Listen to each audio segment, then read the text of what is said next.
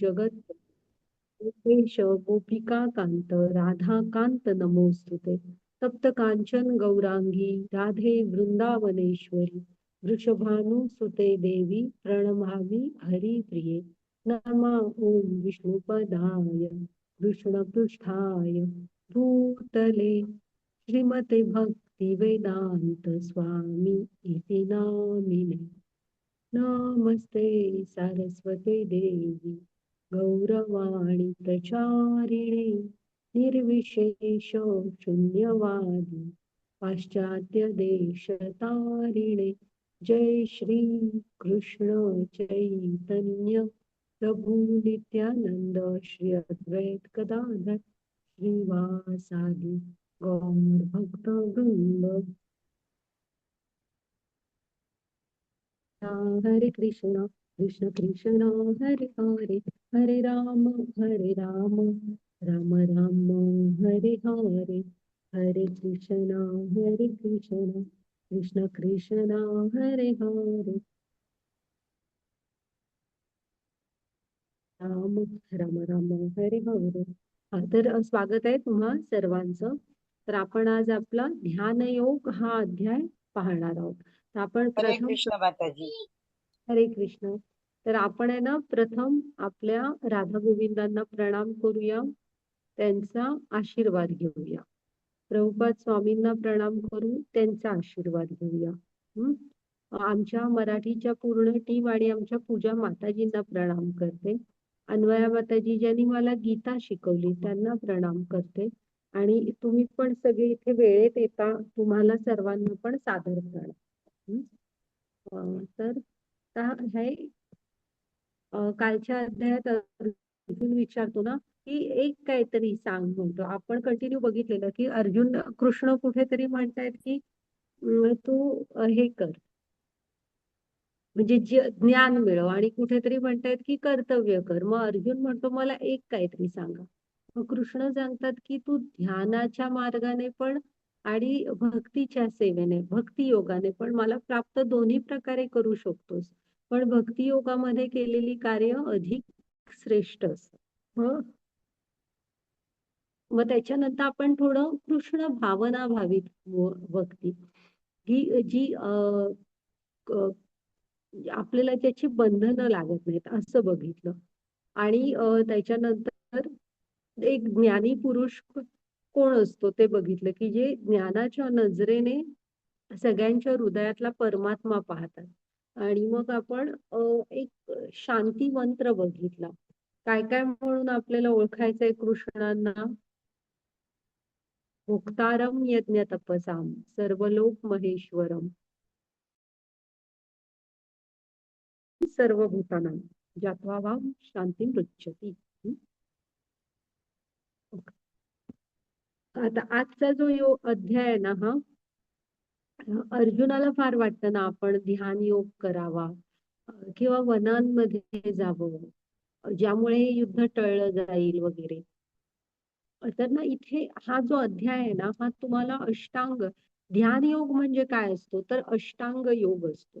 ह्या अध्यायामध्ये आपण तो डिटेल पाहणार आहोत. मला म्हणजे 8ही टप्प्यांमध्ये ते बघूया आपण काय असतात ते टप्पे, त्याच्यामध्ये प्रगती कशी करायची.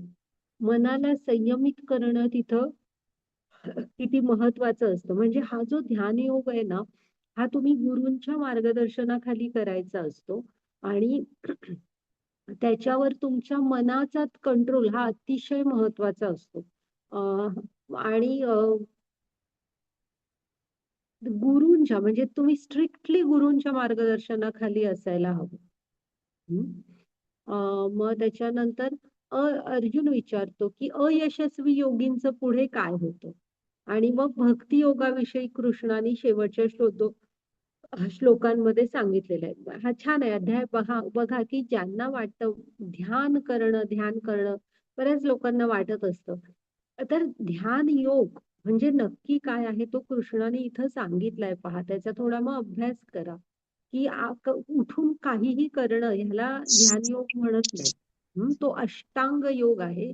आणि जर का करायचाच झाला तर तो तसा जसा ह्या अध्यायामध्ये सांगितलाय. आणि बहुधा तो हा जो ध्यान योगाचा मार्ग आहे हा गृहस्थ लोकांसाठी नाही आहे. हम्म? हा, माताजी पुढची स्लाइड घ्या, बघू आता आपण.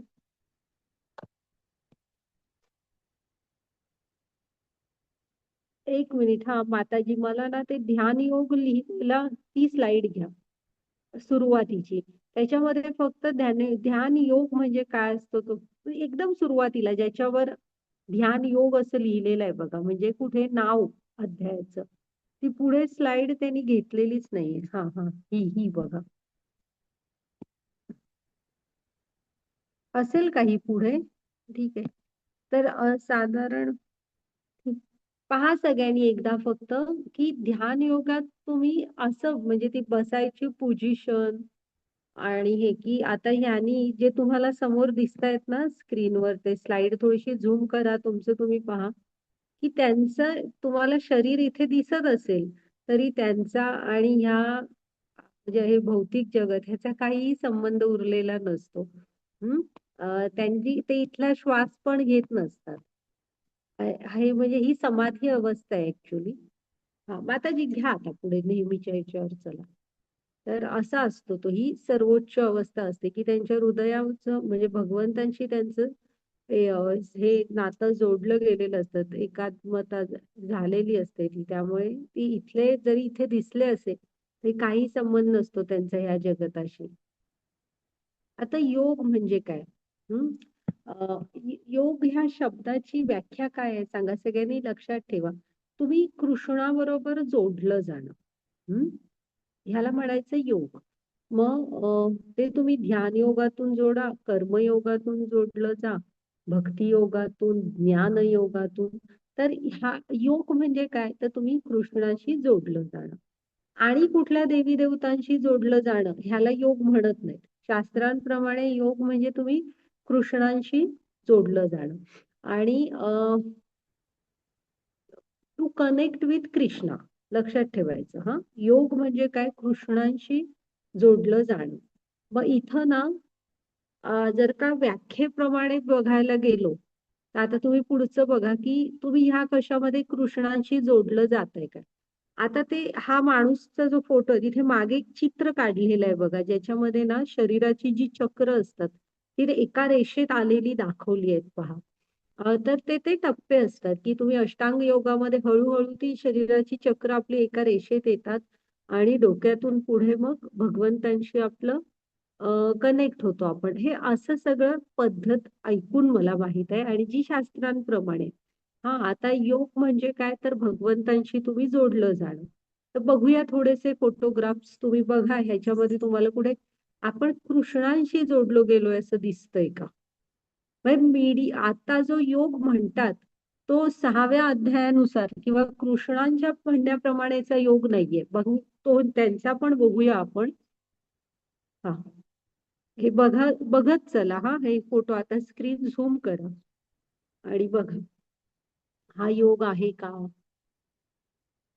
तुम्हाला हा वाटतोय का हा योग आहे.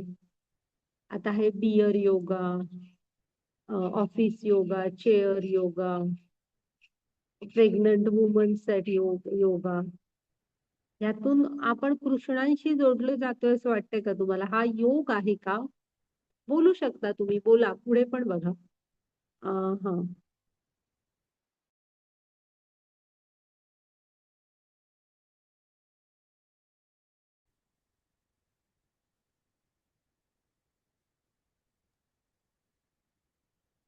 माताजी काय करू, 5ची स्लाइड घेऊ की हीच राहू देऊ? नाही असू दे ही, पण तुम्ही बघितलात ना सगळ्यांनी त्या स्लाइड, त्यामध्ये ते जे लोक करत होते त्याला योग म्हणता येईल का. नाही, एक्सरसाइज आहे. हा, हे बरोबर आहे. शरीर तंदुरुस्त राहण्यासाठी, लवचिक राहण्यासाठी हे योग्य आहे. आणि हा योगासना अष्टांग योगातला अ, आसन नावाचा एक प्रकार होऊ शकतो, पण ह्याला योग म्हणता येत नाही. त्यातला एक पायरी आहे आणि आपण आरोग्यपूर्ण राहायला पाहिजे, निरोगी राहण्यासाठी हे योग्य आहे, पण हा पूर्ण नाही केलात तुम्ही. माताजी पुढे घ्या, पहा. हा, अष्टांग योग असा शब्द आहे तो. ध्यान योगामध्ये तुम्ही 8ही अंगांनी कृष्णांशी जोडलं जावं लागतं. यम, नियम, आसन. ती आता जी आसनं होतीत ना, ती ती पण यम नियम पाळतच करायची असतात. असं विचित्रपणे उठून नाही. मग प्राणायाम, मग प्रत्याहार, ध्यान, धारणा आणि समाधी असे हे टप्पे आहेत. एक मिनिट, हा आता जी पुढची स्लाइड घ्या, आपण थोडस त्याची माहिती बघूया प्रत्येकाची. आहे का बघा.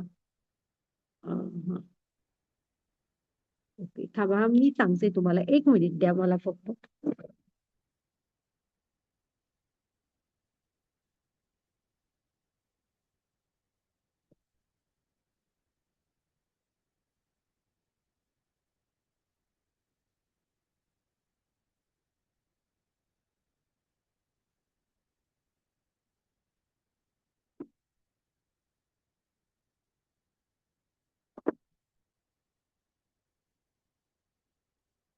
हम्म.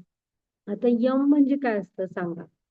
तर बाह्य नियम म्हणतात यम म्हणजे. हा तर त्याच्यामध्ये अहिंसा, सत्य, अस्तेय, ब्रह्मचर्या, म्हणजे काया वाचा मनाने स्त्री संग करायचा नाही. आणि अगदी तुम्ही गृहस्थ वगैरे असाल ह्या मार्गावर, ऍक्च्युली गृहस्थांसाठी हा नाहीये, तरी पण एक पत्नी पत्नी व्रत पाळणे आणि मुलांना कृष्ण भावना भावित जीवन शिकवणे. मग त्याच्यानंतर 5वं अपरिग्रह, मग शौच म्हणजे शरीर, मन आणि व्यवहार ह्या तिघांची पण शुद्धता हवी. मग संतोष, स्वाध्याय, जप, ईश्वर प्रणिधान हे बाह्य नियम आहेत जे यम मध्ये येतात. हं, बरेच म्हणजे कलियुगात यम जरी तुम्ही शांतपणे व्यवस्थित पाळू शकलात तरी खूप वैराग्य आहे म्हणायचं तुमच्यामध्ये. मग हा यम म्हणजे हे तुम्ही करायचंय. हा स्वाध्याय वगैरे म्हणजे अभ्यास वगैरे असतो तिथे. मग त्याच्यानंतर नियम म्हणजे काय, तर तुम्ही काही हे तुमच्या वैयक्तिक असतात. हा तुमचं तुम्ही आतमधून हे काही काही गोष्टी करायच्या नसतात. म्हणजे खूप जास्त झोपायचं नाही, 6 तासच झोपायचं. ठराविक वेळेला उठायचं, जप करायचा, ग्रंथांचा अभ्यास करायचा. हा, आणि आहार हा सात्विक घ्यायचा. असं हे सगळं जे तुमच्या वैयक्तिक गोष्टी येणार ना, ह्या सगळ्या नियम मध्ये येणार की हे तुम्ही करायचं आहे. मग आसन, आसन आता पुढे बघूया आपण. तुम्ही ध्यानधारणेला वगैरे बसताना आसन कसं हवं, एकतर हे गुरूंच्या मार्गदर्शनाखाली करायचंय. पण इथे सांगितलंय त्यांनी की सुखासन किंवा पद्मासन असावं. मग पाठीचा कणा ताठ हवा. तुमची 2 भुवयांच्या मध्ये स्थिर ठेवायची आणि कुशगवताचे आसन करायचं, त्याच्यावर हरणाची कातडी. हा ते का, तर ज्याच्यामुळे कीटक, मुंग्या वगैरे असे जवळ येणार नाहीत. कारण वनांमध्ये हे करायचं गोष्ट आहे नाही. मग येतं त्याच्यानंतर प्राणायाम. हा जो अ, आपण अनुलोम विलोम म्हणजे कपालभाती, भ्रामरी असे प्राणायाम करतो ना, त्याचं ध्येय काय असतं, तुमचा इनकमिंग श्वास म्हणजे तुम्ही जो आत श्वास घेताय तोच तुमचा उच्छ्वास झाला पाहिजे, असं ती एक लेवल असते की ज्याला ट्रान्स मध्ये जाणं म्हणतात. ते तर ती ट्रान्स म्हणजे ध्यानची जस्ट एक अशी अंश असल्यासारखा असतो. मग त्याच्यानंतर प्रत्याहार. प्रत्याहार म्हणजे काय, की प्रति आहार म्हणजे मागे घेणे. तुम्ही कुठनं मागे घ्यायचं स्वतःला, जिथे इंद्रिय विषय असणार तिकडनं मागे घ्यायचं स्वतःला. म्हणजे तुमच्या इंद्रियांवर पूर्ण ताबा हवा ह्या प्रत्याहार लेवलवर. हा, आणि फक्त तुम्ही म्हणजे म्हणाल की आहार आणि मी व्यायाम हा करतो वगैरे, तर नाही. तुम्ही काय ऐकता, डोळ्यांनी काय बघता, हा हे सगळं सुद्धा ह्याच्यामध्ये येतं की तुम्ही तुमच्या इंद्रियांना फक्त ते जे त्या मार्गावर प्रगती करण्यासाठी गरजेचं आहे तेच द्यायचं, बाकी काही नाही. आणि त्यांना त्यामध्ये रुची पण उरत नाही. जर का खरोखर ते त्या वैराग्यपूर्ण आयुष्यात इंटरेस्टेड असतील तर त्यांना त्याच्यामध्ये बाकीच्यात इंटरेस्ट, इकडची वरच्या आध्यात्मिक आनंद जेव्हा मिळतात ना तेव्हा मग तुच्छ गोष्टींमध्ये आनंद घेत नाहीत ते. मग त्याच्यानंतर धारणा, भौतिक इच्छा नसते त्यामुळे मग ते कृष्णावर मन एकाग्र करतात ह्या धारणा स्टेजला. मग येतं ध्यान, की जेव्हा त्यांची सगळी इंद्रिय फक्त त्या कृष्णांवर फोकस असतात आणि मग त्यांना ते जमत असतं ध्यान करायला. पण वेळ थोडासा कमी असतो, म्हणजे थोडा थोडा वेळ करून शरीरामध्ये परत येत असतात, असं असतं ध्यानमध्ये. हा. आणि मग शेवटी 8 नंबरला येते समाधी. मन एवढे स्थिर होते की कृष्णाबरोबरचे नाते समाधी स्तरावर जातं, की ज्याच्या जेव्हा त्यांचा ह्या बाह्य जगताशी काडी मात्र संबंध उरत नाही असं. तर हे तुम्ही आणि थोडस वाचू शकता, की हे जे आहे ना हे याला म्हणायचं अष्टांग योग. आणि आपण ह्या 8ही अंगानी भगवंतांशी जोडलं गेलं पाहिजे. ह्यातला एकही पायरी किंवा ह्यातला एकही टप्पा आपण चुकवू नाही शकत. की म्हणजे आता तुम्हाला बरेच जण भेटतील किंवा तुम्ही म्हणाल की ते कोण म्हंटल तुम्हाला की आम्ही डायरेक्ट प्रत्याहार वरून सुरू करतो. तसं शास्त्रांना चालत नाही. तुम्ही हे टप्प्याने जायला पाहिजे. तुम्ही यम पण पाळायला पाहिजे, नियम पण पाळायला पाहिजे. हा. डायरेक्ट प्रत्याहार वगैरे नाही. 8ही अंगाने जेव्हा भगवंताशी जोडलं जाणार तेव्हा हा योग पूर्ण होणार. हं? म्हणून त्याला म्हणतातच अष्टांग योग असं म्हटले. माताजी घ्या, वाचा तुम्ही हे. पुढे आहे ऍक्च्युली, पुढे बघा. स्लाइड्स आहेत त्या. हो, आहे. वाचा तुम्ही हे. 6.10 योगी पुरुषाने सदैव एकांत स्थळी एकटे राहून काळजीपूर्वक मनाला सतत संयमित केले पाहिजे. 6.17 त्याने आपल्या आहार, निद्रा, विहार किंवा करमणूक आणि कर्म करण्याच्या प्रयत्नात नियमित असायला हवे. 6.11 त्याने एकांत स्थळी भूमीवर कुशासन अंथरून ते मृगचर्माने आच्छादित करावे. आसन उंचावर किंवा अत्यंत खालीही असू नये. आणि त्यानंतर त्याने आसनावर दृढतापूर्वक बसून मन, इंद्रिये, क्रिया यांचे संयमन करून मनाला एकाग्र करून हृदय शुद्ध करण्याचा योगाभ्यास करावा. हरे कृष्ण. हा हा, हे आपण पाहिलंय. घ्या तुम्ही पुढे. आता जे सगळं.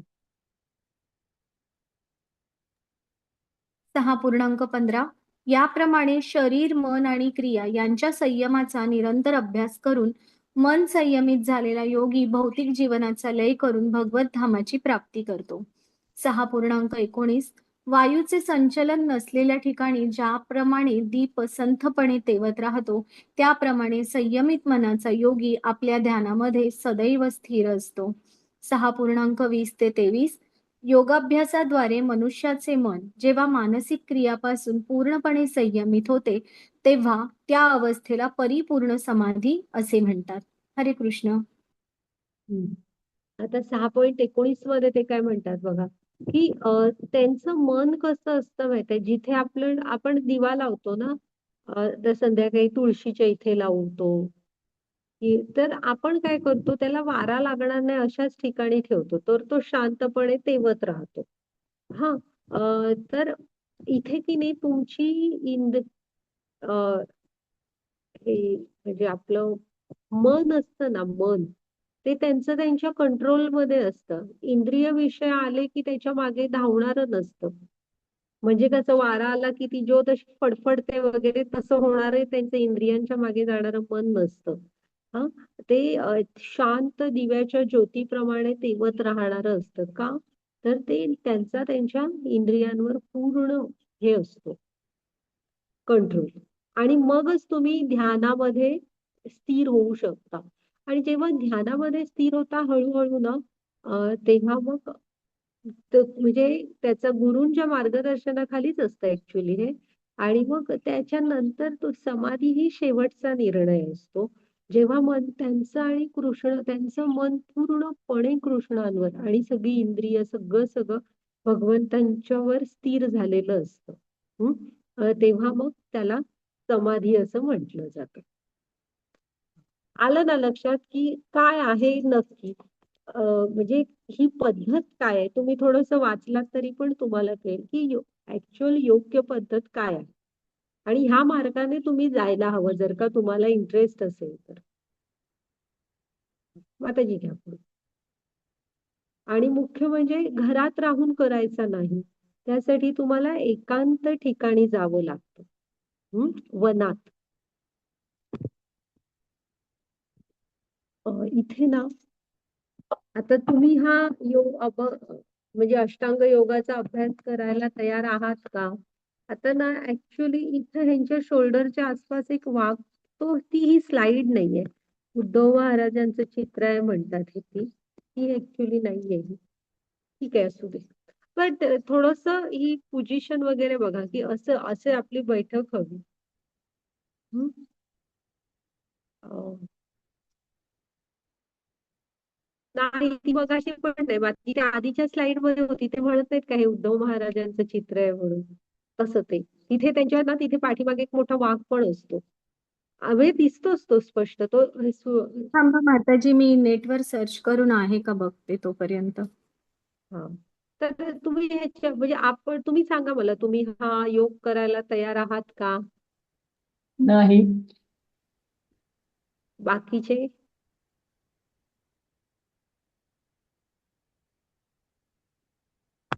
बोलू शकता तुम्ही बोला बघू.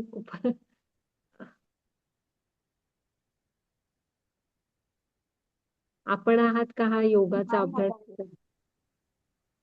ऍक्च्युली नाही. आणि हा हा जो मार्ग आहे ना हा कलियुगासाठी नाहीये. आहे हो आहे. पण हा ह्याचा असतो सत्ययुगाचा जे पहिलं युग येतं त्याच्यामध्ये आहे भगवान विष्णूंची ध्यान धारणा. कारण तेव्हा की नाही मनुष्याचं आयुष्य खूप मोठं असतं आणि सगळंच एकदम असं स्थिर धर्म 100%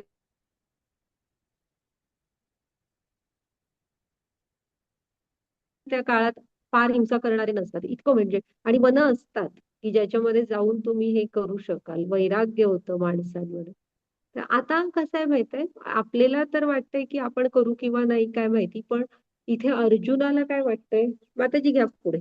अर्जुनाला वाटतंय की बापरे कृष्णा तू हे काय सांगितलंस? अर्जुनाला नाहीये करायचा हा योग म्हणजे त्याला बघा खूप वाटत होतं ना म्हणून विचार न करता निर्णय नाही घेऊ शकत आपण. आता हा अर्जुन म्हणजे कुठला अर्जुन आहे की तेव्हा म्हटलं होतं ती अ, हे घेतात ना त्यांचे द्रोणाचार्य परीक्षा. तेव्हा हा एकटाच सांगतो की मला पक्षाचा डोळा दिसतोय किंवा द्रौपदीच्या तो हे असतो स्वयंवराचा जो पण असतो तो पण हा जिंकतो. हम्म. असा पुन्हा नर नारायण अवतार जो भगवंतानी घेतलेला आहे त्यामधला नर आहे अर्जुन. सहस्त्र कुठला तो सहस्त्र काहीतरी सहस्त्र कवचधारी असुर असतो.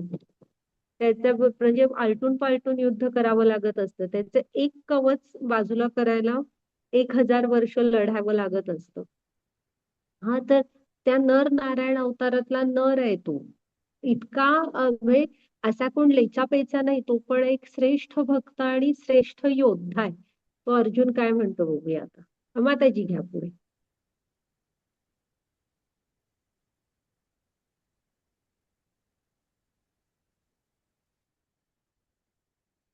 आणि इथे बघा हे ते नर नारायण अवतार त्यांचा. आजही नारायण बद्रीनाथ धाम मध्ये तपश्चर्याच करत आहे. हा. पुन्हा ह्यांनी शंकरांनी स्वतः अर्जुनाची परीक्षा घेऊन त्यांना अर्जुनाला पाशुपतास्त्र दिलं होतं. हम्म. माताजी घ्या पुढे.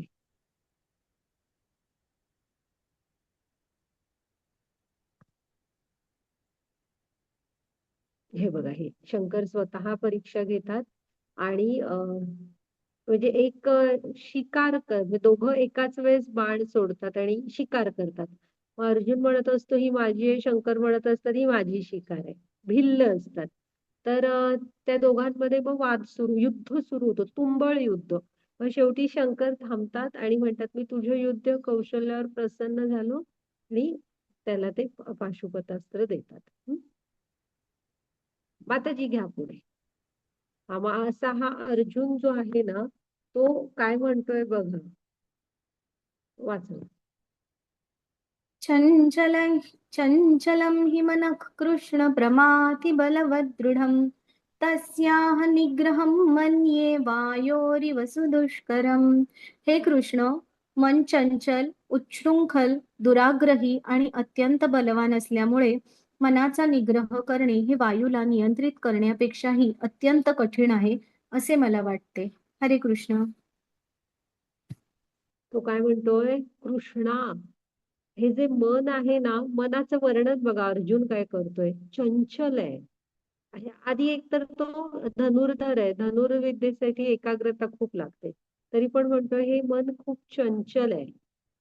आणि कसं आहे, उच्छृंखल आहे, म्हणजे धावतय, दुराग्रही आहे, ऐकत नाहीये, माझ्या ताब्यात नाहीये, अत्यंत बलवान, दुराग्रही, जे नाही म्हटलंय तेच करणार, अत्यंत बलवान आहे, की ते धावतच आहे, मी नको म्हंटल तरी, असं म्हणजे वर्णन बघा मनाचं. त्यामुळे तो म्हणतोय मनाचा निग्रह करणं खूप अवघड आहे. आणि ध्यान योग हा तुमच्या इंद्रियांवरच्या आणि मनावरच्या ताब्यावरच अवलंबून आहे. भक्ती योगामध्ये बरचसं काही आपण कृष्णांवर सोडलेलं असतं. हा, इथे ध्यान योगामध्ये पूर्ण जबाबदारी आपली असते, की तुमच्या इंद्रियांवर कंट्रोल हवा म्हणजे हवाच, असं असतं तिथे. त्यामुळे तो अर्जुन म्हणतोय की मनाचा निग्रह करणं हे वायूला नियंत्रित करण्यापेक्षा पण कठीण आहे. म्हणजे मी वायूला नियंत्रित करू शकतो, पण मी मनाला नियंत्रित करू नाही शकत. मग आता कृष्ण काय म्हणतात, त्यामुळे अर्जुनाला काही फारसा हा योग पसंत पडलेला नाहीये.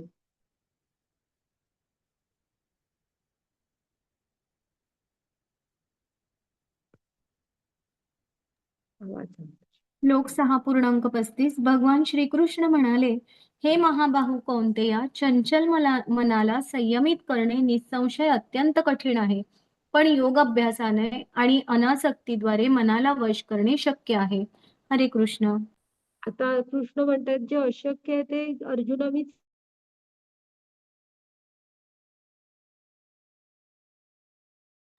संयमित करणं अवघड आहे, पण ते शक्य आहे.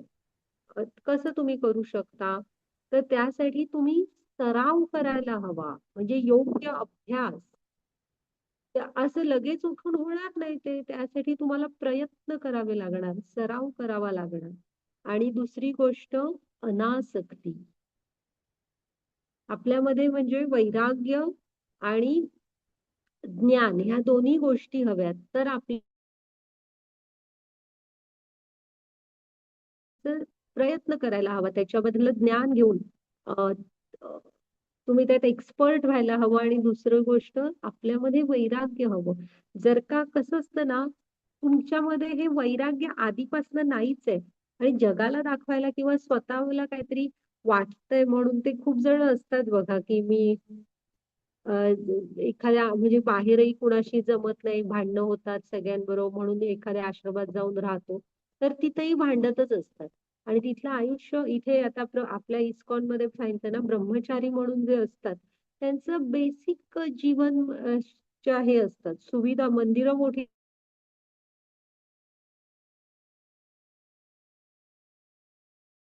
अभ्यास, जॉब हे तर करावंच लागतं. पुन्हा झोप असते ही 6 तासच घ्यायची. समजा एखाद तास दुपारी झोपला तर रात्री कमी झोपायचं. म्हणजे कसं, की आणि त्यांना त्या जीवनाची आवड असते, त्याच्यावर कोणाची सक्ती पण नसते. तर असं असतं. त्यामुळे हे जे आहे ना, हे वैराग्य हे आपल्या आत असावं लागतं. तुम्ही नाहीतर मग तुम्ही गेलात उठून आश्रमांमध्ये तरी तेही जीवन सहन होत नाही, मग तुम्ही परतच येता. म्हणून आपल्याला फल्गू वैराग्य नकोय, आपल्याला युक्त वैराग्य हवंय, जे तुमच्यामध्ये हळूहळू आतून येतं आणि टिकतं. हा, गडबड घाई न करता. पहिल्यांदा तुम्ही निष्काम कर्मयोग करता, मग कृष्ण भावना भावित जीवन, मग हळूहळू ते वैराग्य तुमच्यामध्ये येत जातं. आणि मग काय होतं, तुम्ही ह्या मार्गावर चालाल ना, तर हे काम, क्रोध, लोभ, अहंकार भ्रम आणि मत्सर.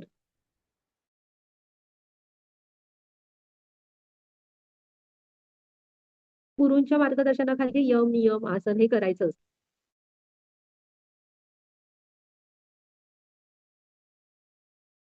आणि मग ते धावणारं मन थांबतं. पण ह्यासाठी कसं तुमच्यामध्ये वैराग्य आवाज पण हवं. बऱ्याचदा जातोय जातोय येतोय जातोय येतोय असं चाललंय. माझं ना थांबा, मी व्हिडिओ स्टॉप करते. आता बघा हा माताजी. हो हो. तर आहे ना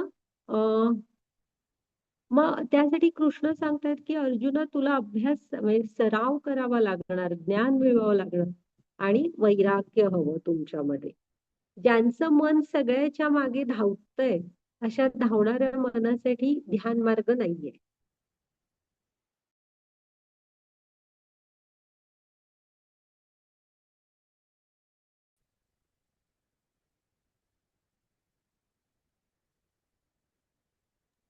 माताजी आवाज गेला.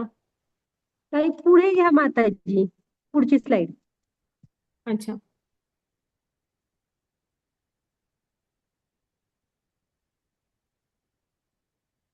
मग आता आपलं मन मित्र आहे की शत्रू ते पाहूया बघा.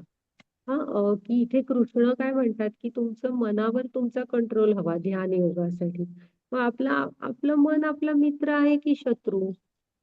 तर तुम्हाला काय वाटतं सांगा, तुमचं मन तुमचं मित्र आहे की शत्रू.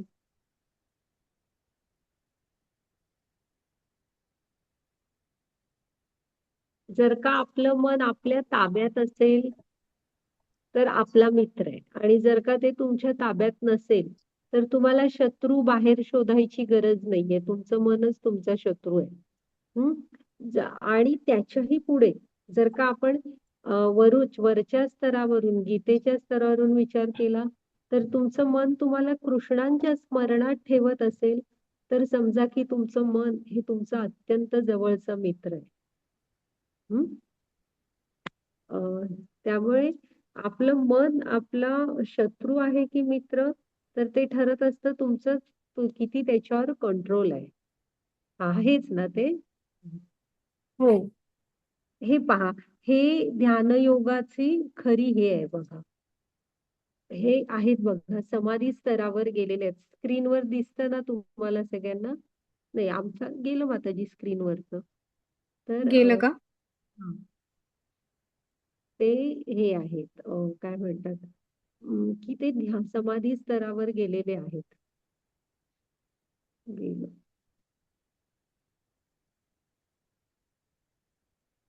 नाही आलो.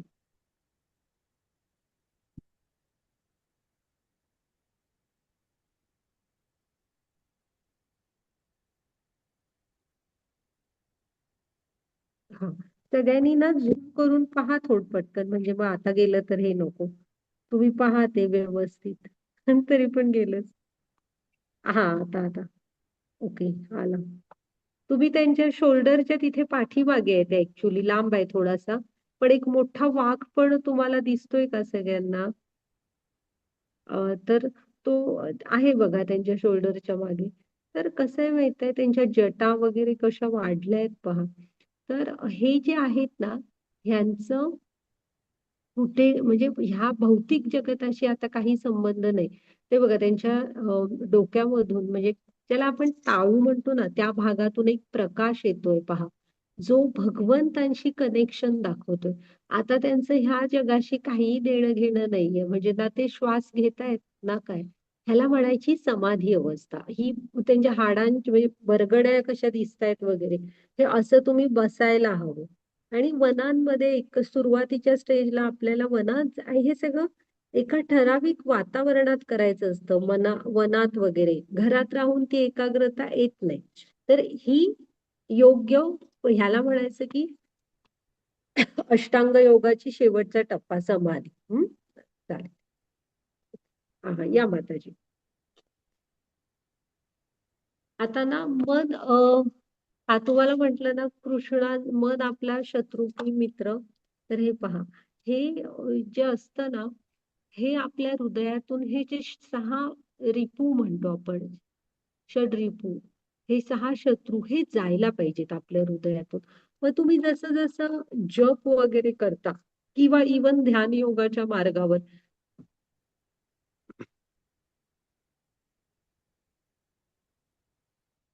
माताजी पुन्हा आवाज गेला. प्रयत्नपूर्वक नाही नाही थांबा, मला ठसका आलेला. हा, मग प्रयत्नपूर्वक जसं तुम्ही पुढे जाता ना, तसं हे मन जे धावणारं असतं ते कमी होत जातं. आणि तुम्ही जप कराल ना किंवा कृष्णांच्या भक्ती सेवेमध्ये स्वतःला जोडाल ना, तर पहा की हे धावणारं मन स्थिर व्हायला लागतं हळूहळू. आणि हे सगळं जाऊन मग तुमच्यामध्ये वैराग्य येतं. आणि असं स्वतःला वेळ देऊन हळूहळू जे वैराग्य येईल ना, आणि त्याच्यानंतर कधी तुम्ही पुढे संन्यास वगैरे घेतला तर तो टिकेल. हं?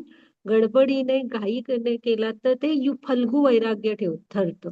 आणि असं जे प्रयत्न करून योग्य मार्गदर्शनाखाली वगैरे घ्याल, थोडा स्वतःला वेळ देऊन, तर ते युक्त वैराग्य ते टिकतं. हा, माताजी घ्या पुढे.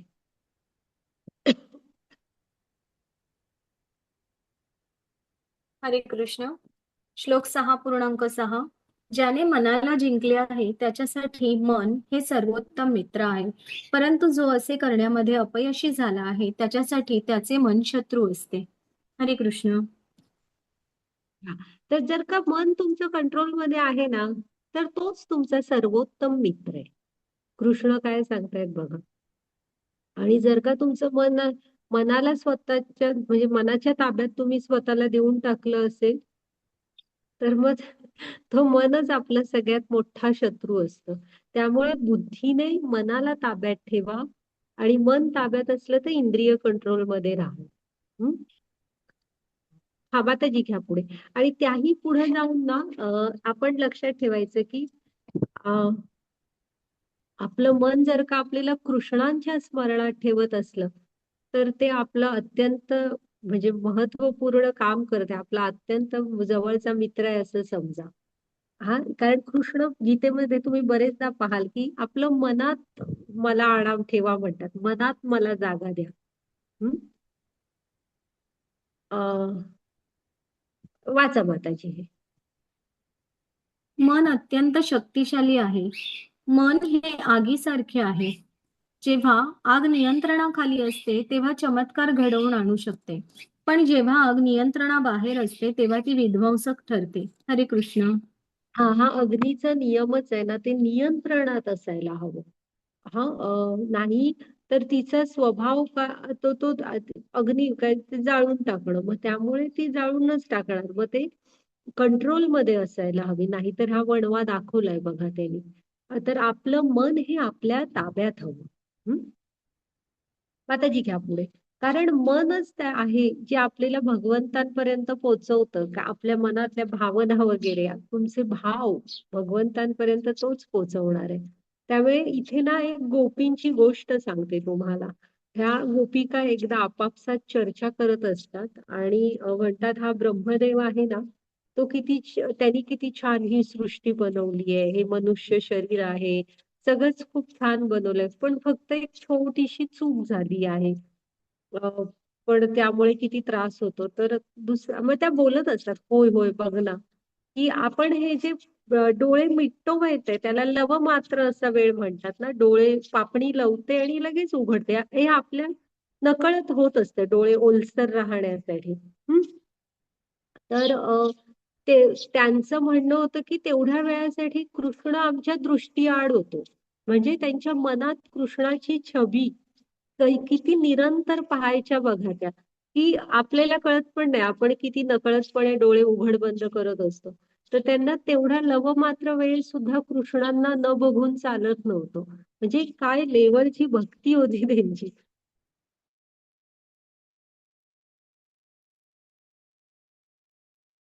नेहीसदा तुम्हाला दिसणार की मनमनाभव मन फक्त पासून की कृष्ण तुम्हाला सांगतात की मला तुमच्या मनात जागा आहे. आता मनात जागा द्यायला बाकीचं काढून टाकाल तर कृष्णाला जरा जागा द्याल ना तिथे.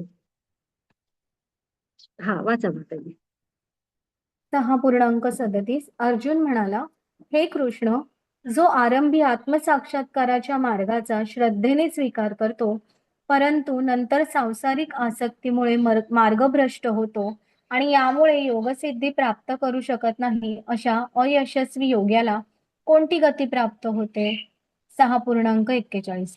योग्य भ्रष्ट योगी पुण्यात्मांच्या लोकांमध्ये अनेक वर्ष सुखोपभोग घेतल्यानंतर पुन्हा गुणवान कुटुंबामध्ये किंवा वैभवशाली कुटुंबामध्ये जन्म घेतो. 6.42. अथवा दीर्घकाळ योगाभ्यास केल्यानंतर अपयशी ठरलेला तो अत्यंत बुद्धिमान योगी व्यक्तींच्या कुळात जन्म घेतो. खरोखर अशा प्रकारचा जन्म या लोकी अत्यंत दुर्लभ आहे. हरे कृष्ण. आता ना इथे अर्जुनाला प्रश्न पडला. एकतर ध्यानयोग हा खूप मोठी प्रोसिजर आहे. आता आपण बघितली ना, ती जीवनभराची आहे. मग अर्जुन तो शेवटी एक राजा आहे, त्याला प्रजेची काळजी पण आहे. त्याही दृष्टीने पहा किंवा जिज्ञासा आहे. प्रश्न विचारताना पण बघा की तो काय विचारतोय, की समजा की एखादा माणूस प्रगती करतोय आणि काहीतरी वनांमध्ये जावं लागतं, एकटं राहावं लागतं आणि म्हणजे त्याला नैसर्गिक मृत्यू आला किंवा काय माहिती एखाद्या प्राण्याने हल्ला केला, कोण चावलं, काहीतरी झालं आणि अशांचा मृत्यू झाला, तर मग पुढे काय? तो हे नाही पुरा करू शकला. त्याचा हा जो योग मार्गाचा जो आहे ना प्रवास, हे तो नाही पुरा करू शकला. मग काय होणार कृष्णा? तर कृष्णाने याची दोन ह्याच्यात उत्तरं दिली आहेत. दोन टप्प्यांमध्ये. समजा की एक 3-4 टप्पे ओलांडला, हा म्हणजे 5 असं मध्यापर्यंत वगैरे आलाय,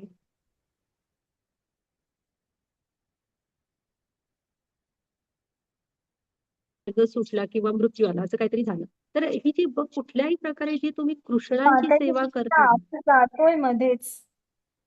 हो का? ऍक्च्युली मला फुल रेंज दिसतेय इथे. हा, कारण ते मध्येच आवाज गेल्यामुळे ना काही कळत नाहीये काय चाललंय. थांबा थांबा. पण इथे रेंज तर आहे पूर्ण. सगळ्यांनाच येत नाहीये की तुम्हालाच येतो नाहीये? बघते. नाही, मध्ये मध्ये मध्ये जातोय मध्ये ना ताई. जातोय आवाज. हा, ब्रेक होते मध्ये मध्ये. इथे ऍक्च्युली पूर्ण रेंज फुल आहे. 5G प्लस पडलंय आणि ते पण. थांबा थांबा हा जरा बाहेरच जाऊया आपण.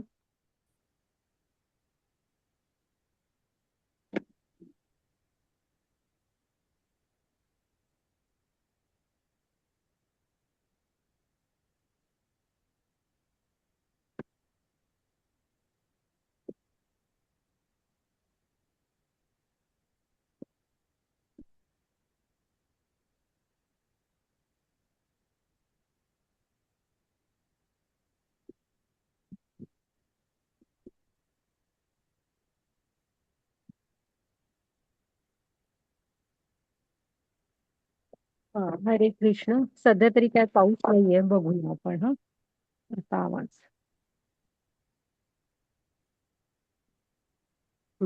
तर आहे ना, हा मग ज्या योगींचं ना व्हिडिओ ऑफ केलाय मी माताजी. हो, व्हिडिओ ऑफ केलाय मी, मगाशीच केलाय. माताजी येतोय का आवाज आता? बघूया. हो, आता आता येतोय येतोय आवाज. माताजी. हा. ओके. क्लिअर. तर मग अर्जुन इथे ना प्रश्न काय विचारतोय माहितीये? एक मिनिट, हा मला एक कॉल घ्यावा लागणार.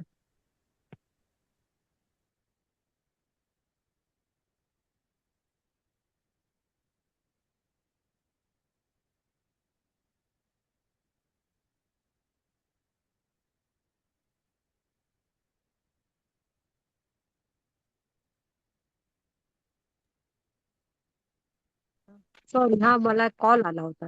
हा, ओके. तर आहे ना, इथे अर्जुन काय विचारतोय पहा, की जे योग भ्रष्ट होतात, म्हणजे काही मार्ग अंतर जातात ते, पण त्यांना तो मार्ग नाही पुरा करता येत, तर काय मग अर्जुन कृष्ण दोन ह्याच्यात उत्तर देतात, की ज्याने समजा अर्ध्यापर्यंत वगैरे पोहोचलाय आणि तो काही कारणाने योगभ्रष्ट झाला, तर अशांना ना भगवंत म्हणजे ह्याच्या एकतर तुम्ही वरच्या लोकांमध्ये पुण्यात्मांच्या अनेक वर्ष सुखोपभोग करता आणि मग त्याच्यानंतर पृथ्वीवर एका गुणवान कुटुंबामध्ये जन्म मिळतो, वैभवशाली गुणवान कुटुंब, की ज्याच्यामध्ये तुम्हाला अन्न वस्त्र निवाऱ्यासाठी खूप स्ट्रगल नसणार, थोडं सुख असतील, की ज्यामुळे तुम्ही त्याच्यामध्ये गुंतून न पडता तो स्मरणात असेल तुमच्या, तो मार्ग ध्यानाचा, आणि तुम्ही ह्या जन्मात म्हणजे तो जो मिळणार त्याच्यामध्ये लवकर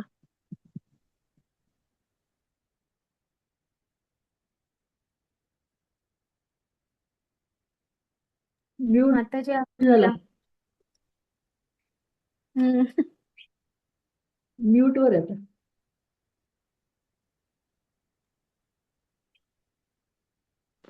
माताजी आवाज स्क्रीन गेला होता. थांबा थांबा, स्क्रीन गेला होता. मी आता आवाज येतोय का? नाही तर मी लिव्ह करून परत जॉईन करते. आणि आवाज येतोय. रिजॉईन येतोय का करूनच बघी? बघा. एकदा मी परत जॉईन करते हा माताजी, तसं करते, हो एक्झॅक्टली हो बरोबर होईल. हो आहे आपल्याकडे वेळ आहे अजून. हो.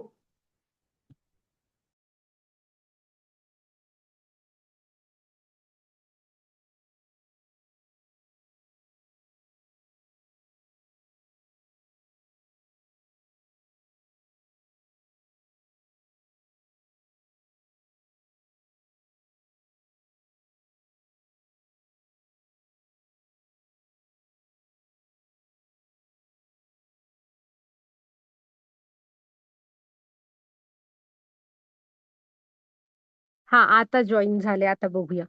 हा, तर ज्यांचा अर्ध्या किंवा त्याच्यापेक्षा थोडा पुरा झालेला असतो अशांना कृष्ण ना एका सुखवस्तू वैभवशाली कुटुंबात जन्म देतात, की जीवनातले हे जे अन्न वस्त्र निवारा वगैरे साठीचे जे स्ट्रगल असतात ते कमी असतात, आणि ते त्यांच्या थोडंसं कसं असतं, ही पूर्वजन्मांमध्ये केलेली ही जी भक्ती विषयीची कार्य असतात, म्हणजे कृष्णांविषयीची, ती त्याचा प्रभाव असतो, ती मोजली जातात. त्यामुळे ना ते त्यांचा राहिलेला अपूर्ण प्रवास पूर्ण करू शकतील अशाच कुटुंबात त्यांना जन्म देतात.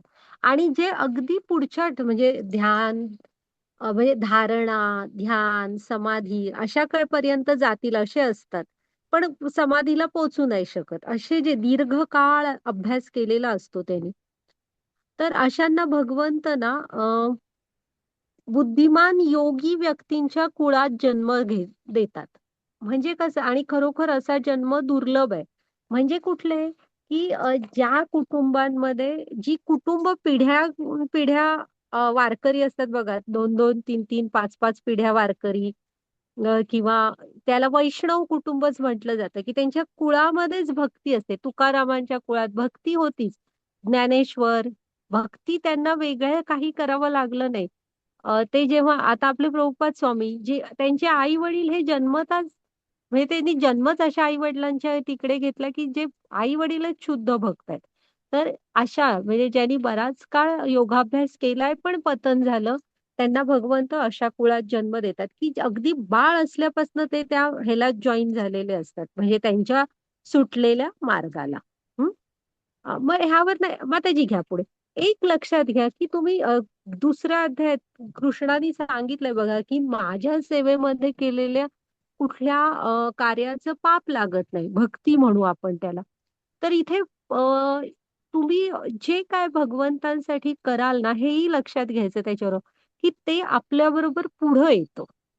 हा, बाकीचा आपण इथून काही पुढे नेऊ नाही शकत, कारण हा या भौतिक जगताचा नियम आहे. हे तुमच्या एका जन्मापुरतच. पण भक्तीमध्ये जे काय करायचं, आणि अगदी छोटी छोटी कार्य सुद्धा जी जमतायत प्रामाणिकपणे, कायही तुम्ही जे काय करू शकता ते तुमच्या बरोबर पुढे येणार. हा, ओके माताजी, वाचा. सर्वश्रेष्ठ योगी कोण? श्लोक 6.47. आणि सर्व योग्यांमध्ये जो योगी दृढ श्रद्धेने सदैव माझ्यामध्ये वास करतो, अंतःकरणात माझे चिंतन करतो आणि माझी दिव्य प्रेममयी सेवा करतो, तो माझ्याशी पूर्णपणे योगयुक्त असतो. तोच सर्वश्रेष्ठ योगी होय, असे माझे मत आहे. हरे कृष्ण. हा, हा श्लोक पण सुंदर श्लोक आहे बघा, की इथं कृष्ण काय सांगतायत. आता आपण ध्यानयोग पुरा पाहिला, हो की नाही? मग सर्वश्रेष्ठ योगी कोण आहे? तर ह्या सर्व म्हणजे योगींमध्ये पण जो योगी दृढ श्रद्धेने सदैव माझ्यामध्ये वास करतो, की त्यांचं मन असतं ना, इंद्रिय, बुद्धी, हे सगळं कृष्णांच्या ठाई स्थिर झालेलं असतं.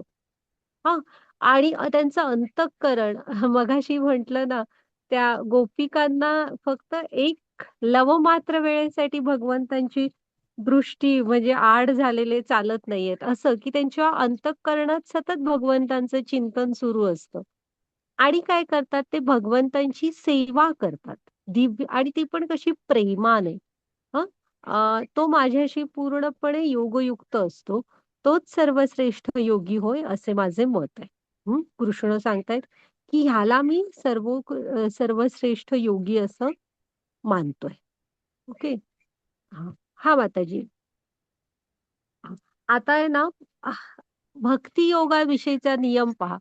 अ, तुम्ही कर्मयोग, ज्ञानयोग, अष्टांग योग ह्या कुठल्याही मार्गाने गेलात तरी शेवटी जाऊन पोहोचणार आपण भक्ती योगामध्ये. आणि प्रभुपाद स्वामी म्हणतात जर का कुठल्याही जन्मात तुम्ही थोडंसं सुद्धा भक्ती योगाविषयी ऐकू शकताय आणि तिकडे तुम्ही स्वतःला जोडून घेऊ शकताय, तर ह्याचा अर्थ की आपल्या मागच्या जन्मांमध्ये कधी ना कधीतरी बाकीचे योग आपण पूर्ण केलेले आहेत. हं. आणि ही एक ना शिडी आहे, की जिथे तुम्हाला सगळ्या पायऱ्या चढून पोहोचायचं कुठे आहे भक्ती योगात. आणि भक्ती योगातूनच आपला भगवंतांकडचा प्रवास सुरू होतो. मग त्यामुळे आपण डायरेक्ट जेव्हा तुम्हाला कळतंय तिथून डायरेक्ट भक्ती योगातून सुरू केलात, तर असं लगेच आपण कृष्णांकडे जाऊ शकतो. हं. कारण बाकीच्या योगांनी पण पोचायचं भक्ती योगातच आहे. माताजी घ्या पुढे. हां. आता ना हे बघा, ते मघाशी सांगत होते हां, हा तो फोटो एक्झॅक्टली मघासचा एआय वाला वाटत होता. सगळ्यांनी ना सत्ययुग लिहिलंय तो झूम करा. हे बघा हे ते आहेत बघा. ह्याला म्हणायचं की तुम्ही समाधी स्तरावर गेलेले. त्यांच्या ना चेहऱ्यावरचे ती एकाग्रता आणि ते भाव बघा कसे आहेत. आणि दिसतोय बघा शोल्डरच्या इथे एक वाघ आहे. अशा वनांमध्ये जायचं असतं. तुम्ही एकटं राहायचं असतं. हं. तर हा जो सत्य म्हणजे शास्त्रांमध्ये सांगितलेलं आहे हां, वेगवेगळ्या युगांसाठी वेगवेगळ्या योगाच्या पद्धती आहेत. तर ही सत्ययुगाची आहे. विष्णूंची ध्यानधारणा. तेव्हा केलेली पण आहे बघा आपल्या ध्रुव बाळाने, ध्रुव महाराजांनी वगैरे. आणि ती थोडा नाही, हजारो काळ करावी, हजारो वर्ष करावी लागायची. मनु शत्रुपा वगैरे त्यांनी पण केली होती. तर कसं आहे ना, आता लक्षात घ्या, कलियुगातलं मनुष्याचं जीवन 100 वर्ष असतं. द्वापारमधलं 1000, त्रेतामधलं 10,000 आणि ह्याच्यातलं 1,00,000 वर्ष असतं, सत्ययुगातलं. त्यामुळे हजारो वर्षांची ध्यानधारणा करणं शक्य होतं. तेव्हा धर्म हा 100% असतो, पूर्ण रूपात असतो. मन एकाग्र असतं, इंद्रियांच्या मागे धावणारं मन नसतंच ते. त्यामुळे आता ते करणं अशक्य आहे. एकतर वनांमध्ये जायचं म्हणजे अवघड. वनं माणसांनी शिल्लक ठेवली असली तर मग त्रेतायुगाचं काय होता यज्ञ करणं. यज्ञ करणं म्हणजे सोपं नसतं. काय असतं ह्याला ना खूप मनुष्यबळ लागतं. वेदपाठी ब्राह्मण लागतात, जे अचूक उच्चार करणार. आणि खूप म्हणजे खूप द्रव्य म्हणजे ना प्रचंड पैसे खर्चावे लागतात. सोनं, दानधर्म, तूप असं खूप असतं. त्यामुळे हे आता आपल्याला मंदिरात जायला आपण 5 मिनिटं वेळ काढत नाही. बाकीचं तर एक सत्यनारायणाची पूजा करायची तर केवढी अरेंजमेंट. त्यामुळे यज्ञ करणं हा त्रेतायुगाचा. मग द्वापार युगात काय होतं विस्तृत अशा मंदिर पूजा. म्हणजे मंदिरात पूजा करायच्या. ते पण साधारण यज्ञासारखंच खूप दानधर्म वगैरे असं. हां, मग हे कलियुगात हे काही आपल्याला शक्य नाहीये. कारण जीवनामध्ये स्ट्रगल खूप आहे. मग कलियुगासाठी शास्त्रांप्रमाणे काय आहे, तर परमेश्वराच्या पवित्र नामाचा जप. ज्यासाठी प्रभुपाद स्वामी सांगतात, की तुम्हाला फार काही लागत नाही. एकमेव गोष्ट लागते, तुमची इच्छा. हं. बाकी एक घराचा कोपरा कुठेतरी तुम्हाला मिळाला, जिथे थोडंसं शांतपणे तुम्ही जप करू शकाल, तेवढं बास आहे. ना खूप वेळ लागत, ना काही पैसे खर्चायला लागत. हं. आणि भगवंत आणि भगवंतांचं नाम वेगळं नाहीये. त्यांच्या नामामध्ये त्यांचं पूर्ण सामर्थ्य आहे आणि नाम हे त्यांच्यापर्यंत पोहोचायचा सगळ्यात जवळचा मार्ग आहे. ओके. माताजी घ्या पुढे. आता आपण थोडंसं बघूया पटपट. चार्जिंग नाही माझ्या थोडं फोनला. हां. हां, ही ना लिफ्ट आणि जिना आहे. आता तुम्हाला एका मोठ्या इमारतीच्या वरच्या मजल्यावर जायचं तर आपण लिफ्टने जाणार ना, की जिन्याने जाऊ? तर कलियुगामध्ये मनुष्याचं आयुष्य खूप कमी आहे. त्यामुळे आणि एकतर अल्पबुद्धी पण आहोत. आपली बुद्धी पण अशी काही खूप तीव्र नाहीये. त्यामुळे म्हणजे नाम जपाचा किंवा भक्तीची लिफ्ट घेऊन आपण आपला उद्धार करण्याचा प्रयत्न करायला हवा हा. आणि त्याच्यामध्ये आनंद तर अपार आहे खरोखर. हा माताजी पुढची स्लाइड घ्या. हे वाचा. तुम्ही सगळ्यांनी ऐका हा की शास्त्रांमध्ये कुठे कुठे कसं कसं सांगितलंय. हा, असं नाहीये की कोण प्रभुपाद स्वामी किंवा आपले गुरु परंपरा मनाचं काय सांगते. ओके, वाचत चला आणि तुम्ही ऐकत चला हा. कृष्णवर्णं त्विषा कृष्णं साङ्गोपाङ्गास्त्रपार्षदं यज्ञै यजन्ति हि सुमेधसः 11.5.32 श्रीमद भागवतम मध्ये आलेलं आहे. कलियुगामध्ये बुद्धिमान व्यक्ती संकीर्तन करत भगवंतांच्या त्या अवताराची पूजा करतात जो निरंतर कृष्ण कीर्तन करीत असतात. जरी त्यांचा श्यामवर्ण नसला तरीही ते स्वयं कृष्ण आहेत. त्यांच्या बरोबर त्यांचे सहयोगी आणि पार्षद असतात. हरे कृष्ण. हा हा भागवतम मधला हा तो श्लोक आहे ज्याच्यामध्ये चैतन्य महाप्रभूंचं वर्णन आलेलं आहे हा. की ते अवतार भगवंतानीच घेतलेला अवतार आहे कलियुगामध्ये भक्ती देण्यासाठी. हा, माताजी घ्या पुढे. आता ना मंत्र म्हणजे काय तर मन आणि त्र असं असतं. तर तुमच्या मनातल्या भावना ज्या भगवंतांपर्यंत पोचवतो तो असतो मंत्र. दुसरं काय तुमच्या मनाला त्रायते म्हणजे सुरक्षित ठेवतं. हे जे धावतं ना अधःपतन होतं मनाचं वगैरे ह्या सगळ्यापासून सुरक्षित ठेवणार मनाला तो कोण असतो मंत्र असतो. त्यामुळे मनाचं डायरेक्ट कनेक्शन भगवंतांशी असतं. त्याचमुळे मंत्र जप केलात कृष्णांचा तुम्ही नाम घेतलं तर असं समजा की तुम्ही डायरेक्ट कृष्णांशी कनेक्ट होताय बोलताय. कारण ते आपल्या मनातल्या भावना भगवंतांपर्यंत पोचवत असतं. मग आपला मंत्र कुठला आहे जय हरे कृष्ण कृष्ण कृष्ण हरे हरे हरे राम राम राम हरे हरे. तुम्ही जप करा माळेवर. जरा सगळे घरातली मिळून संकीर्तन म्हणजे मिळून म्हणा तरी चालेल. आजूबाजूच्या मैत्रिणी बायका वगैरे तुमच्या आल्या तर त्यांच्याबरोबर मिळून करा कुटुंबाबरोबर करा चालतो. हा, माताजी घ्या पुढे. हा, हे बघा हे संकीर्तन करतायत त्यांच्या चेहऱ्यावरचा आनंद पहा. हा, घ्या माताजी पुढे. आणि वारीमध्ये बघा ना माणसं कशी चालत असतात विठ्ठल विठ्ठल म्हणत. हा, हे वाचत चला माताजी आता शास्त्रातील संदर्भ.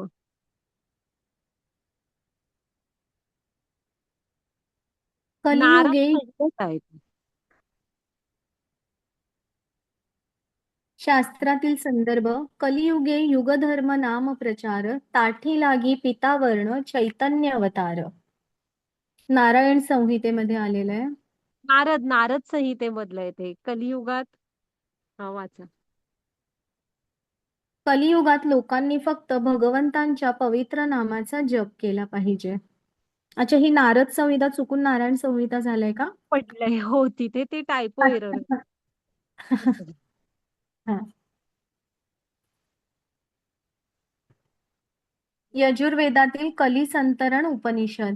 हरे कृष्ण कृष्ण कृष्ण हरे हरे हरे राम राम राम हरे हरे इति सोडसकम नाम काली कलमसानासनं नतः परतरोपरायः सर्व वेदेषु दृश्यते. सर्व वैदिक साहित्यामध्ये शोध घेतल्यानंतर असे समजते की सर्व अशुद्धतांचा नाश करण्यासाठी कलियुगात हरे कृष्ण महामंत्रापेक्षा अधिक श्रेष्ठ काहीही नाही. हा, पुढे घ्या माताजी ऐका सगळ्यांनी शास्त्रांमधलं. हरेर्नाम हरेर्नामैव केवलम कलौ नास्तैव नास्तैव नास्तैव गतिरन्यथा. या भांडणाच्या आणि दांभिकतेच्या युगात मुक्तीचे एकमेव साधन म्हणजे परमेश्वराच्या पवित्र नामाचा जप. दुसरा मार्ग नाही, दुसरा मार्ग नाही, दुसरा कोणताही मार्ग नाही. हे श्री चैतन्य चरितामृत आदिलीला 17.21 मध्ये आलेलं आहे. कलेर्दोषनिधेरजन्नस्ति ह्येको महान् गुणः कीर्तनादेव कृष्णस्य मुक्तसंगः परव्रजेत.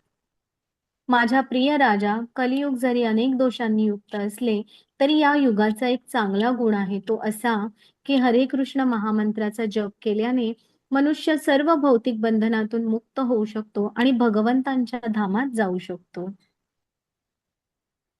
श्रीमद भागवतम स्कंद 12 तिसरा अध्याय आणि 51 श्लोक. भगवद्गीता श्लोक 10.25 मध्ये सांगितलंय, यज्ञानाम जप यज्ञोस्मी. हरे कृष्ण महामंत्राचा जपयज्ञ म्हणजे श्रीकृष्णांचे परमपवित्र रूप आहे.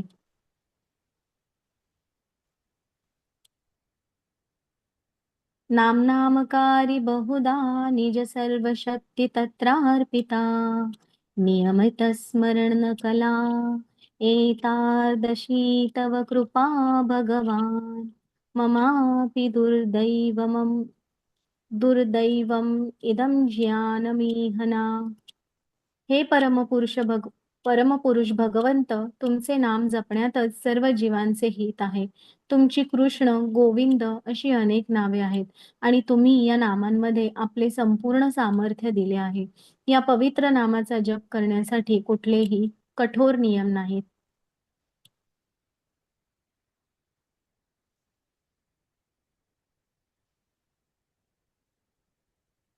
चैतन्य चरितामृत लीला. पंचतत्व मंत्र. श्री कृष्ण चैतन्य प्रभू नित्यानंद श्री अद्वैत गदाधर श्रीवासादि गौर भक्तवृंद. हरे कृष्ण महामंत्राचा जप सुरू करण्यापूर्वी पंचतत्व मंत्राचा जप करा. माताजी, इथे एक्सप्लेनेशन देणार आहात का? नाही, ते मी सांगितलेलं आहे. हा, नक्की करायचा. कारण मी परवाच तुम्हाला म्हटलं होतं बघा, की आचार्यांना आपल्याकडून त्रुटी राहतात. मग त्या चुका आपल्या सांभाळून घेतात आणि दुसरं म्हणजे त्यांना आदर देण्यासाठी, की त्यांनी स्वतः अवतार घेऊन आपल्यापर्यंत ही भक्तीची परंपरा, नाहीतर की त्या काळी म्हणजे कलियुगाचा अंत आला की काय अशी अवस्था झाली होती. जेव्हा चैतन्य महाप्रभूंनी अवतार घेतलेला आहे ना, तेव्हा की सनातन धर्म आता इथेच हे होतोय की काय असं. हां, म्हणजे कलियुगाचा अंतच्या वेळेस जे होणार तसं वाटत होतं. तेव्हा ह्या लोकांनी खूप, म्हणजे आता ती परवा हरिदास ठाकूरांची आपण गोष्ट ऐकली ना, प्रचंड त्रास सहन करून आपल्यापर्यंत हे सगळं पोहोचवलेलं आहे. आणि हे सगळे इकडे जे पांढरे शुभ्र दाढी अशी दाखवली आहे ना, ते अद्वैत आचार्य आहेत. ते सदाशिव आणि महाविष्णू ह्यांचे अवतार आहेत. मग नित्यानंद प्रभू जे स्वतः बलराम, मग चैतन्य महाप्रभू आहेत ते स्वतः कृष्ण, राधाराणी, सॉरी कृष्ण. मग त्याच्यानंतर श्रीवास पंडित, नाही गदाधर जे राधाराणी होती, आणि श्रीवास म्हणजे नारद. हा, असे हे सगळे स्वतः अवतार घेऊन आले होते. ओके. हा, माताजी घ्या पुढे. महामंत्राचा जप करत असताना याचे पालन करावे. मंत्र ऐकता येईल इतक्या जोरात म्हणावा. प्रत्येक शब्दाचा स्पष्ट उच्चार करावा. जप आदरपूर्वक, भक्तिभावाने व एकाग्र चित्तेने करावा. कोणत्या स्थळी बसून अथवा चालताना कोणत्याही दिशेकडे तोंड करून जप करता येईल. हा, म्हणजे असे काही स्ट्रिक्ट नियम नाहीयेत. हा, तुम्ही करू शकता. हे फक्त नियम ऐकलात ना, फक्त एकच की जप मनात करू नका. तुम्ही जरासा, म्हणजे अगदी दुसऱ्याला त्रास होईल असा नाही, पण असा हळूहळू स्वतःच्या तोंडाने करायचा, कानाने ऐकायचा, तोंडाने करायचा, कानाने ऐकायचा, असं करून करा. हा. हा, माताजी घ्या पुढे. वाचा. महामंत्राचा जप करीत असताना याचे पालन करावे. कोणत्याही वेळी जप करता येईल, तथापि पहाटे म्हणजेच ब्रह्ममुहूर्तावर जप करणे अधिक श्रेयस्कर आहे. जप स्नानापूर्वी अथवा नंतर करता येईल. जप करताना तो मोजणे श्रेयस्कर. शक्यतो 108 मणी असलेल्या तुळशी माळेवर जप करावा. हा, म्हणजे मोजून करा, म्हणजे तो शिस्तबद्ध होतो. हा, माळेवर करा सहसा की 108 वेळा. हा. ओके. आता वाचा वाचा. महामंत्राचा जप करताना काय करू नये? महामंत्राच्या काही शब्दांचा जप करू नये. माळेतील कृष्ण मणीवर जप करू नये. पुस्तक, मोबाईल फोन किंवा वर्तमानपत्र वाचताना किंवा टीव्ही पाहताना जप करू नये. हा, म्हणजे जप हा जप म्हणूनच करायचा आहे. दुसरं काम करताना नाही. त्याच्यावर आपलं एकाग्रता हवी. तोंडाने म्हणायचा, कानाने ऐकायचा, तोंडाने म्हणायचा, कानाने ऐकायचा. तो मधला कृष्णमणी किंवा मेरुमणी म्हणतात, त्याला ओलांडा घालायचा नाही. तिथं पोचलो, दुसरी माळा करताना तिथपर्यंत पोचल्यावर जो तुमचा शेवटचा मणी असणार त्यालाच पहिला करायचा आणि उलट फिरायचं, ओलांडायचा नाही. हा, आणि पूर्ण महामंत्र म्हणायचा. तुटक एखादा शब्द विसरतोय किंवा 3-4 शब्द गाळून डायरेक्ट पुढे उडी मारली असं नाही. शिस्तबद्ध करायचं. ओके, माताजी घ्या पुढे. जप करण्याचे फायदे. वाईट सवयी व्यसनापासून मुक्ती, कर्मफलांपासून मुक्ती, चिंता व तणावापासून मुक्ती, मनशांती, खरा निर्मल आनंद, आत्मज्ञान. हे जप तुम्ही पहा आणि खूप जण भेटतील की आपल्यामध्ये पण वाईट सवयी असतात. तर ना, जसं हे जो जप असतो ना, हा आपली खूप खूप हे नामाची शक्ती आहे की किती जन्मांपासून साठलेली ही जी कर्माची बंधनं असतात ना, ही फळं लागलेली, हे सगळं तो हे करत असतो. त्यातनं आपल्याला मुक्त करत असतो. त्यामुळे आपल्या बघा तुम्ही, वाईट संगती, वाईट सवयी आपोआप सुटत जाणार. कसं असतं ना, एक उच्च आनंद मिळाला की बाकीच्या गोष्टींमध्ये आपला रस कमी होतो. हे सिगारेट ओढतोय ना, तो दारू पिणं वगैरे हे अशातून. हा, बघा तुम्ही खूप जण भेटतील की ह्या गोष्टी नकळत सुटून जातात माणसाकडून आणि एक शुद्ध आचरण आपण करू शकतो. ओके, माताजी घ्या पुढे. मन एकाग्र होतं अभ्यासात वगैरे. आता थोडंसं जप करणाऱ्यांचे अनुभव ऐका. हा, महामंत्राचा जप सुरू केल्यापासून सर्व काही अनुकूल असे घडायला लागले. जीन क्लाड हेलीचे सर्वात तरुण दिग्दर्शक, त्रिएम इंग, फ्रान्स. हरे कृष्ण मंत्र जपामुळे मी आयुष्यातील चढउतार सहजपणे, आत्मविश्वासाने व मनशांतीने पार करू शकलो. अल्फ्रेड ब्रश, मालक, फोर्ड मोटर्स. ही खरोखरच ईश्वराचा साक्षात्कार होण्याची प्रक्रिया आहे. George Harrison. हरे कृष्णाचा जप केल्याने मला माझ्या आयुष्यातील सर्व चढउतारांचा मोठ्या आत्मविश्वासाने आणि मनःशांतीसह सामना करण्यास मदत झाली आहे. Rishikesh Mafatlal, CEO, Mafatlal fabrics. जप केल्याने मला वाईट सवयी सोडण्यास मदत झाली. त्यामुळे माझी गोष्टींकडे पाहण्याची दृष्टी बदलली. Anne Shoffs, Dutch model. मी बऱ्याच वर्षांपासून हरे कृष्णाचा जप करत आहे आणि मला यापेक्षा आनंददायक काहीही मिळालेले नाही. ND देसाई, अग्रगण्य भारतीय उद्योगपती. भक्तांचा संग केल्यामुळे आणि महामंत्राचा जप केल्यामुळे माझा जीवनाकडे पाहण्याचा दृष्टिकोन अधिक उजळ झाला. ब्रूस क्लिन्सबर्ग, सैन्य अधिकारी. महामंत्राच्या जपामुळे तणाव आणि नैराश्य अनेक पटीने कमी होते आणि सकारात्मक दृष्टिकोन तयार होतो. David Wolf, Florida State University. महामंत्राच्या जपामुळे होणाऱ्या परिणामाचा अभ्यास करणारे संशोधक. हरे कृष्णाचा नामजप सुरू केल्याने मला प्रचंड आनंद होतो. विकी ओव्हर्टन, अग्रगण्य युरोपियन मॉडेल. जेव्हा मी चिंताग्रस्त असते तेव्हा जप करून मला खूप शांत वाटते आणि छोट्या छोट्या गोष्टींमुळे मी डगमगत नाही. श्रीमती सॅली रॅले, व्यावसायिक. हरे कृष्ण महामंत्राचा जप केल्याने आणि कृष्ण भावनेवर आधारित पुस्तके वाचल्याने मला खूप शांती मिळाली आहे. Ramesh Lal, Toronto health spa, मालक. जप करा आणि आनंदित राहा. हरे कृष्ण कृष्ण कृष्ण हरे हरे, हरे राम राम राम हरे हरे. हा, चालेल. तर आपण आजच्या अध्यायात काय पाहिलं बघा. अष्टांग योगातले प्रगतीचे टप्पे बघितले. म्हणजे तो अष्टांग योग आहे. योग म्हणजे काय? तुम्ही भगवंतांशी जोडलं जाणं, कृष्णाशी जोडलं जाणं. आणि मग तो काय आहे हा ध्यान योग, म्हणजे ऍक्च्युअल काय आहे तर अष्टांग योग आहे. तुम्ही 8ही अंगांनी भगवंतांशी जोडलं जायला पाहिजे. मग त्याच्यामधले प्रगतीचे टप्पे बघितले. मग अर्जुनाने विचारलं की मनाला संयमित करणं खूप खूप कठीण आहे कृष्णा. एक मिनिट हा.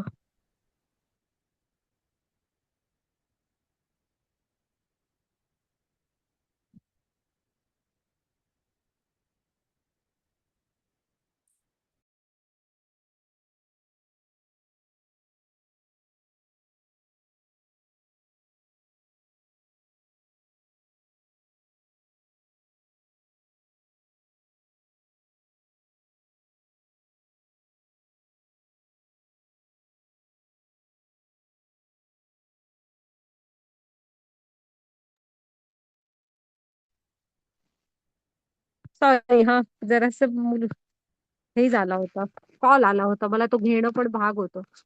आता आपण अष्टांग योग, आज जरा डिस्टर्बन्स खूप आला, काय माहिती दररोज एवढा येत नाही, पण माफ करा. मग ना अष्टांग योगातील प्रगतीचे टप्पे बघितले आपण. हा मी काय सांगत होते खरं, ओके विसरले आता.